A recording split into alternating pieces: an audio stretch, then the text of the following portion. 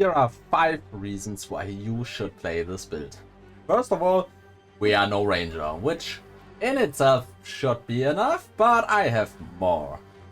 We can make very big expedition booms and ritual booms and technically all kind of booms, but expedition looks the most fun, so we can do booms. Then we can tank bosses or tank pretty much anything really, except for well, very hard slams, but we can tank a whole lot of stuff and that's fun. Also, fourth, we have very satisfying clear. Like, just look at it. So good.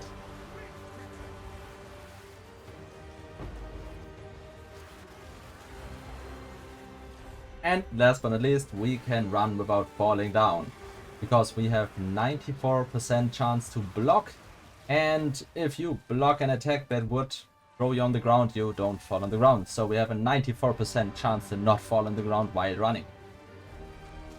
But enough of that, let's take a look at the character. Just short disclaimer in the beginning, I have acquired quite a bit more currency very quickly than I thought I would, so my gear already is pretty good. But there will be a guide for a mid-tier version at some point, though for now I just want to go over my character and explain what I did, what I thought would be cool, and how it turned out in the end. So let's talk about the character in general. It's an Ascent Strain Contagion, more or less, character with Dark Effigy as its main damage. You can use Ascent Strain and Contagion for your basic clear, though you can also just use totems and big curses. I use them wherever I feel the one fits best. Like if you have a lot of corners, I use Ascent Strain Contagion. If there's an open area, I just throw in a curse. Like a lot of options really. For single target, we have quite a strict damage rotation, but it really takes out a lot of bosses fairly quickly. Though for some reason, some bosses seem very tanky, and that's kind of obscure. Though one thing I do have to point out is that you have to get used to your damage rotation. I just swapped around a few buttons to not press them accidentally. And I have to really get used to my boss rotation again, because if I like miss one step in the rotation, I lose like 30-40% damage, and if you miss like 2 steps, you basically half your DPS. So you really have to hit your boss rotation to make this shine really well.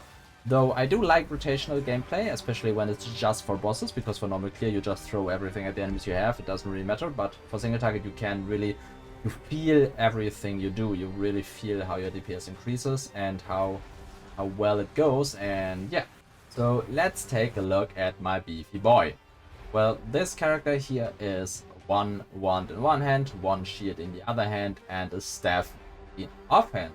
There also is a bow variation, which uses one more trigger for the Dark Effigies and is a more defensive secondary setup, because it uses Widow Hail and a rear guard for block in the offhand. With the staff we don't have nearly as much block, but well, we deal a lot more damage. So the other setup is nicer for clearing, because you're very tanky, where like no matter what setup. And with the staff setup you have to be kinda careful to not stay in the staff setup too long, because you just want to use your 2 staff skills, Switch of Power and Despair, and instantly swap back, because you're a lot weaker when you are in the staff version. Because when we take a look here, now I have 74 or 93 effective block, with capped it's 94, and 14k armor. When I'm in the staff, we have still 14k armor, but we only are at 28 block. This can be a little higher. My stuff currently only has 12 block, it goes up to 16, but I was trying around different staves and destroyed my other one in the process. So when you have your 60% block and you get to spawn the turtle, which is kinda RNG, but for bosses the chance to have a turtle there is pretty okay-ish. You can be at around 40 to 50 block if you change your pageantry, but maybe even 60, but that will be quite difficult. Though probably achievable. Then the other skills we are using, as I said, are Contagion and Ascent Strain. These are our best clear. Then we have Mana Tempest, and we have our Dark Effigy, and of course our block. You can use the block to get back into your main hand very quickly, so I use that mostly for that. But yeah, you also can walk while blocking, I guess. But yeah, I don't really use the active block at all, I guess. really not. Yeah, not really. So as I said, for bosses you don't want to miss your rotation, so that's first. If you go for bosses, the first thing you want to do is activate your Sigil of Power. Then you want to use the spare to have the curse area, which also puts the damage over time on the boss. Then you want to summon 3 Dark Effigies. You can summon more to get into a higher Sigil of Power state. If you know you can burst the boss, it is worth to pop a mana flask to get into a higher Sigil of Power state. And then when the boss spawns, you want to use your Ascent Strain Contagion on it and go into Mana Tempest. And then you just want to stay in Mana Tempest until your totems run out. Mine currently last for 8.5 seconds, but sometimes the boss just kills them because they are not like the most durable. But basically, if you're doing this fast, it looks like this. And then you basically chip. So it's like 1 to 1.5 seconds, I'd say, of setup for the boss, and then you're good to go. Also, what's very interesting is that Sigil of Power is a heal also. Because for Sigil of Power, we are using the second wind 3, which gives 40% less cooldown recovery, but a second charge. But it heals you for 2% of maximum life per second of cooldown. And Sigil of Power has 12.5 seconds cooldown, which means that it heals us for 27% life more or less. About 27% life. That's very, very strong in anytime really. Like if you're out of flask charges or just want to heal, you can just throw down Sigil of Power. It's very, very good. It's very quick, and it's a lot bigger than our Flask. Our Flask only heals for like 600, and Sigil of Power currently heals for like 900. You can like you could take good cooldown recovery even to have longer cooldown to have a higher heal, but yeah, you have to experiment. It's overall quite cool. For the wand, you would want cast speed, level 2 chaos spells, chaos damage, spell damage, extra damage, lightning damage, and then one of the desecrated modifiers. There are quite a few very good ones, but I don't have a very strong one yet. It's a good one, definitely, but it's not like absolutely insane. Then for the body armor, we just want a lot of life and a lot of armor, and then some armor applies to elemental damage, though this does not have to be on the body armor, it can be spread around your gear. I have it on the body armor and on the gloves. And right now I'm at 10k of elemental armor, basically. The goal would be to have it at 100%, and I'm currently crafting a body armor, but I'll make a separate video about the body armor because that thing is a bit more difficult to make and quite expensive, but it will be a replacement for this in the foreseeable future. Then we are running a Swalling. Swalling basically is our best in slot shield. It gives block chances lucky. This raises our block chance from 75 to 94%, which basically quadruples our defense. It does make you take 12% of the blocked hits attack as damage, and our ascendancy does make so that we take 20% of the blocked hits as damage. So basically we take 32% or 33, 34, 35 with a little worse swallowing as damage. But this still is extremely good. Basically, from all hits, we mitigate 68% of damage just by blocking, and we basically always block. So this is just huge. It basically triples our life pool. Very, very insane. Then we have a helmet, just life resistances and armor. The boots, life resistances, armor, and movement speed. The gloves, life resistances, armor. The belt, exactly the same, life resistances, armor. It's a very homogenized build. Some interesting pieces are one ring where I'm running rarity. You could run cast speed instead of skill effect duration, but my color bound did hit skill effect duration, so I would rather want cast speed, but skill effectuation is absolutely fine because it makes our totems last longer, our curses last longer, everything lasts longer, so that's ish. And it has a lot of rarity. I gave in and put some rarity on my gear because rarity is just too good. Then we have another ring which has again life, rarity, cast speed, intelligence, and life on kill. Life on kill is pretty nice, but only works for our Contagion Essence Strain because the totem kills do not count towards life on kill. Though I did get the life on kill from a Collarbone because I want to replace a Jewel of mine, which had life on kill and mana on kill, and now I only have mana on kill on the Jewel. Then we have an amulet with armor, spell damage, life, spell skills, strength, and resistances. I probably never replace this for a very long time, unless I find one with spirit instead of spell damage, I guess. We need a very, very good amulet to replace this. Siege is the best damage anointment you can get because it gives 75% increased damage. That's just, you can't really get more on this skill tree.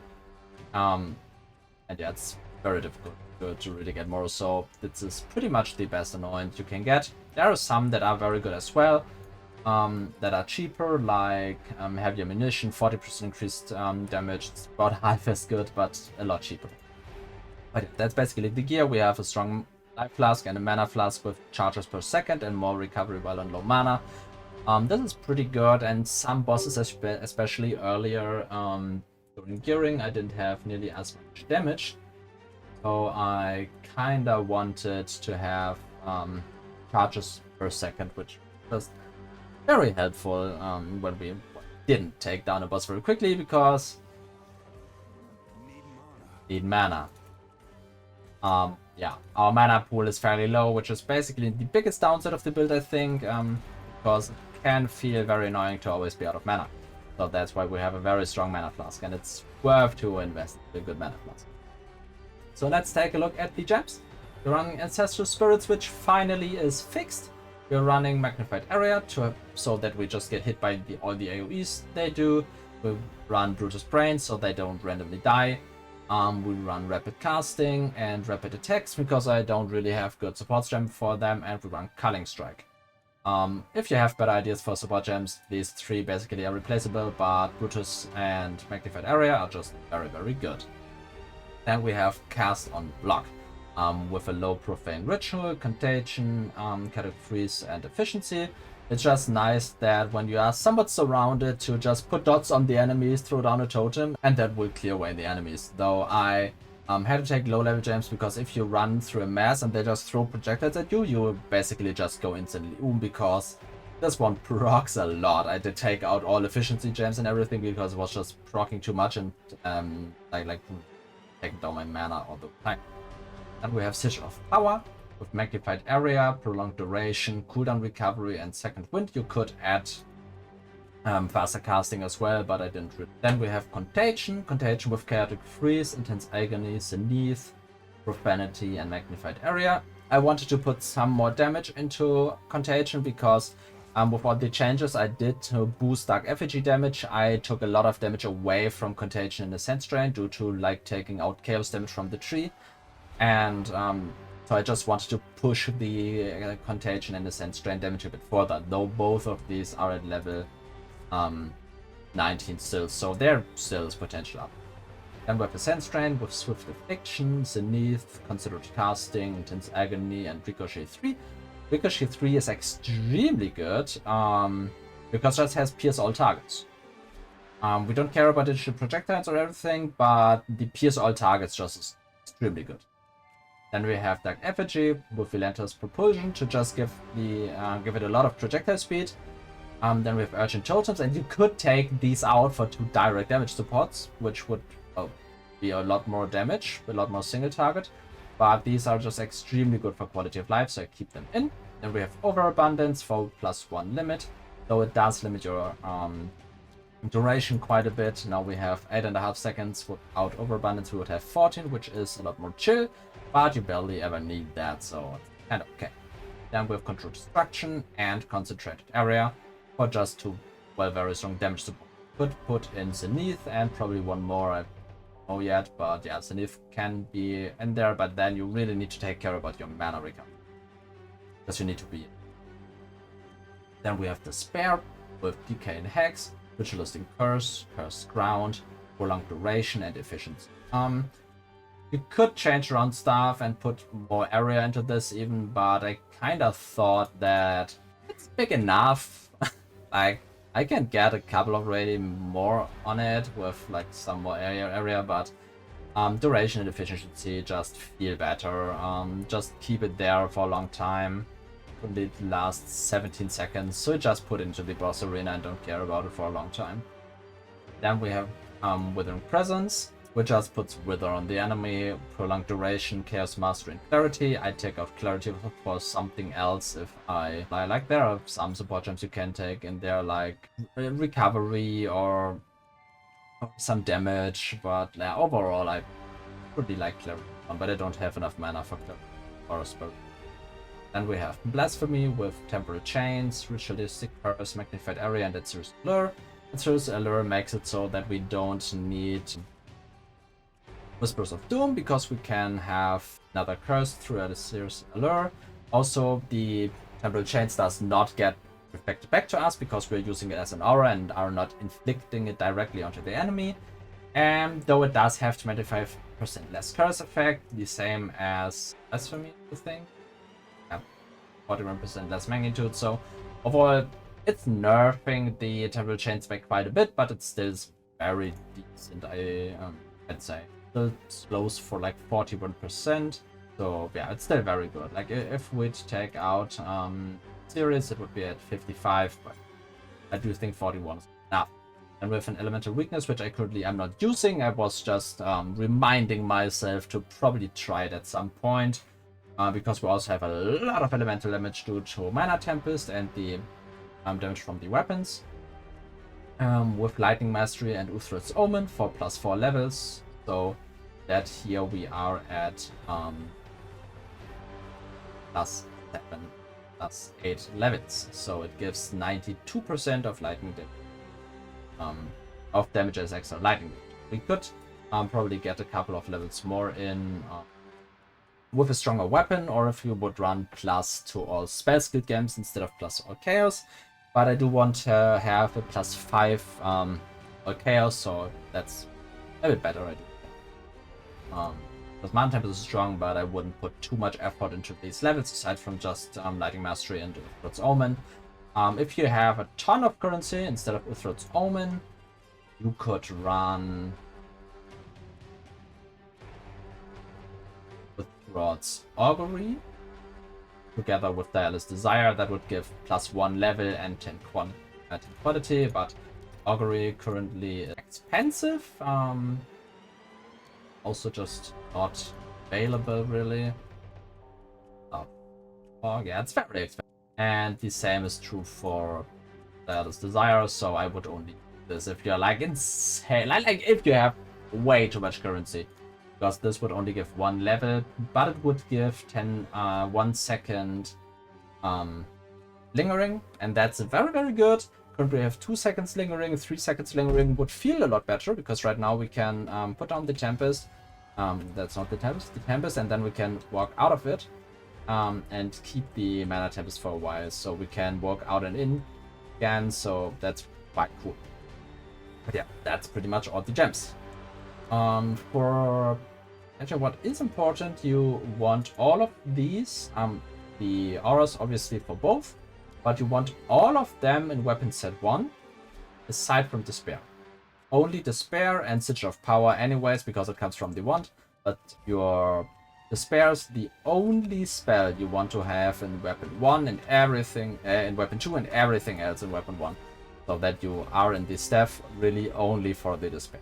So let's take a look at the tree. First of all, the main tree. There were a lot of variations of the tree, and I'm not sure if it's perfect yet, and I think there still are improvements to make. Like with the next level up, we can change some pathing around here, get rid of these nodes, get the bigger strength nodes, which just give a lot more health, and I kinda like that. It's only like 1 more node, which is kinda reasonable, I do think, really. So yeah, we're taking the health here, but there are a lot of options here. Generally down here we want to have the armor nodes later on, though I did take these very late. Then we want the totem nodes here with the main tree. We want the vigilance here. The one thing I do have to say in advance, I'm running a very strong Megalomaniac right now with Unstoppable Barrier, which gives 10% block chance, and White Barrier, which gives 30% block chance. So out of my Megalomaniac, I right now get 40% block chance. So without that, you would want to have Vigilance, Shield Block, and Shield Block in your main tree, and here Unstoppable Barrier as well in your main tree. An idiot. Getting this.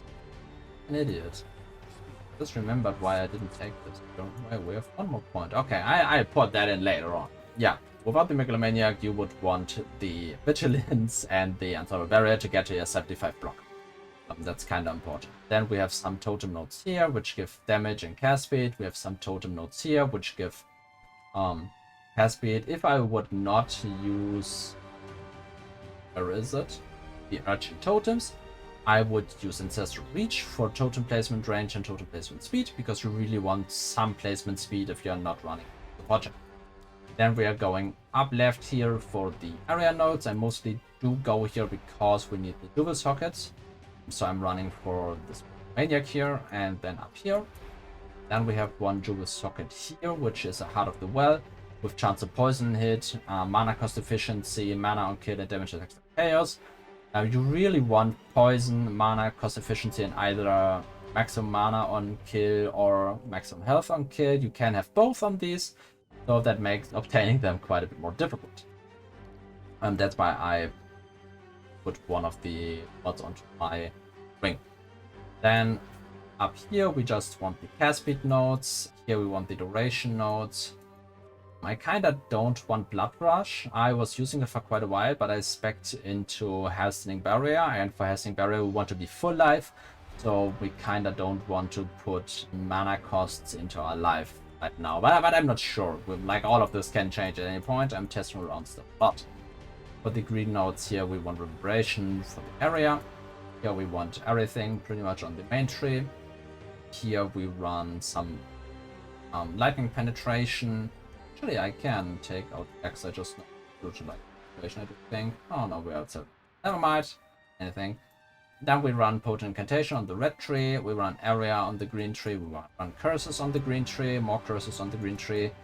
Area Damage on the red tree. And then we have some efficiency here, or well, proficiency, because we really need it. Like, mana costs are so expensive, especially because my Dark Effigy currently is level 32. Obviously at the beginning you don't have as many mana problems, but if you get to the point where your Dark Effigy is this level, then it gets difficult. And we'll get a couple more levels in there later on, so probably get 3 to 4 more levels if I get really good gear. So yeah, our mana costs are only going up. And I already did spec out of Dark Entry. Kinda insane that we are not running Dark Entries on a Chaos build.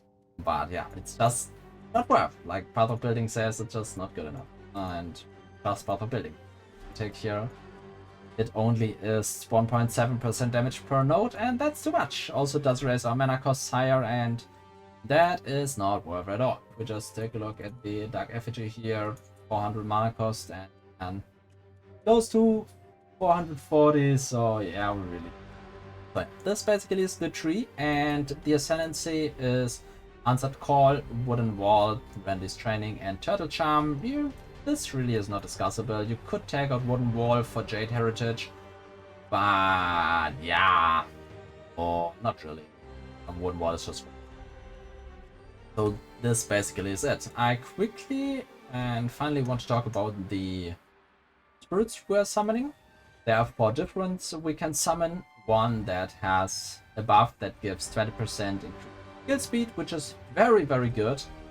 Then we have one that does not give a buff, but this one can pin enemies, I do believe. But she's like basically the most useless one, so I just hope she doesn't appear. Then we have this guy again, it's random which one spawns. We have the turtle, which gives 80% defense and 40% block chance, which is very, very good if you're not block capped, especially while being in the other tree. Here you can see my block chance goes to 33 from 28, so this is pretty good. With a better staff it would go to 36 or something probably. And then we have the bulk, which gives 50% increased damage. So very, very strong buffs. The buffs last 20 seconds. So they basically are up all the time. Sometimes have to rotate a bit through them to get all the buffs. But I would just take them whenever you get them. Like you're getting them a lot. For bosses, you can sit inside the turtle. For bosses, or for more difficult bosses, it might be worth to, when you notice you don't have a turtle, to resummon your totems for a turtle.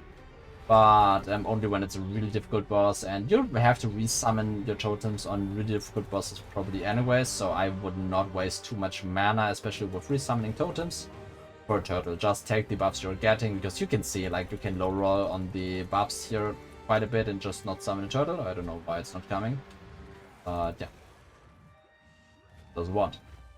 But yeah, this is pretty much everything I want to talk about. Very, very cool build, had a lot of fun with it.